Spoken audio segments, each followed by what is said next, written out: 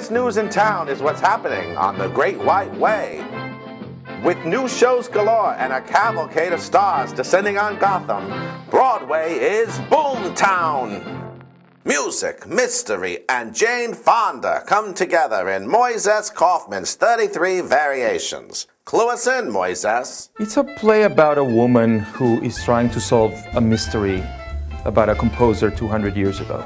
Who is this music man? Beethoven did something 200 years ago that has baffled people for 200 years. In 1819, a music publisher gave him a waltz, a little waltz, and told him to write one variation on it because he wanted to publish a whole book of variations. And Beethoven looked at this waltz and said, "This is bad." And he returned it to him. And then something happened, and history doesn't record what it is, but Beethoven changed his mind.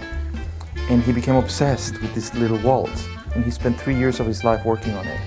And he wrote not one, but 33 variations. How bad could the waltz have been? The best way to explain it to a contemporary audience, it's like, what if Philip Glass became fascinated with a Britney Spears song and spent 3 years of his life working on variations on a Britney Spears song? Now let's not forget about Miss Jane Fonda. How'd you woo her back to the boards? As we were casting this play, I called my friend Eve Ensler from the Vagina Monologues, and I said, you know, we're looking for an actor to do this. And she thought, Jane Fonda. So she sent the script to Jane. Jane read it. We had one dinner, and at the end of the dinner she said, I would love to do this. Not bad for a first date. Tell me about your other stars. We're so fortunate because we have Zach Grenier playing Beethoven. We have Samantha Mathis playing Jane's daughter, and we have Colin Hanks playing Jane's nurse.